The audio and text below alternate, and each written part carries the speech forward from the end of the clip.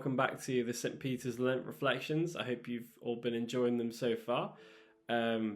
Today we're reading from John 10, verses 14 to 21, following on from Richard. I very much enjoyed Richard's sheep impressions and also picture of Shaun the sheep that he met in New Zealand. That was really cool. So I won't try any sheep impressions today because I won't be able to match the same level as what Richard reached.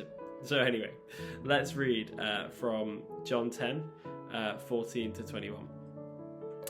I am the good shepherd. I know my sheep and my sheep know me. Just as the Father knows me and I know the Father, and I lay down my life for the sheep. I have other sheep that are not of this sheepfold. I must bring them also. They too will listen to my voice, and there shall be one flock and one shepherd. The reason my Father loves me is that I lay down my life, only to take it up again. No one takes it from me, but I lay it down of my own accord. I have authority to lay down and authority to take it up again. This command I received from my Father. The Jews who heard these words were again divided. Many of them said, "He is demon-possessed and raving mad. Why listen to him?" But others said, "These are not the sayings of a man possessed by a demon. Can a demon open the eyes of the blind?" So, jam-packed, a short little section, but I suppose kind of in the wider context of this story about the Good Shepherd and his sheep. Really interesting to kind of unpick what's going on here. So, I guess for today, and we're doing the same thing for tomorrow, but just for today, just wanted to focus on this idea that of sacrificial love, because kind of before we see that Jesus talks about the sheep recognizing his voice and a stranger's voice, but love takes on another meaning, doesn't it, when Jesus says that he wants to lay down his life for his sheep.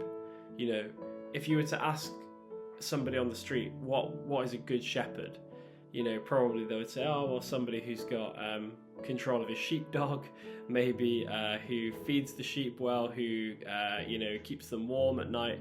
But the expectation to lay down your life for the sheep is amazing, really, and maybe something that would have happened more for shepherds in the ancient world who are fighting against things like wolves, who really need to protect the sheep with everything they've got, kind of thing, in a way that modern people don't. But when we apply that metaphor to us, isn't it just so powerful that Jesus is willing to lay down his life for his sheep because he loves us so much? We're all a part of this community in this sheep pen that Jesus is the shepherd of, and in a way, we need him to lead us, and we're following him. But that relationship is not just one-sided. He is willing to lay down his life for us, which of course is the message of the gospel and the hope of the gospel.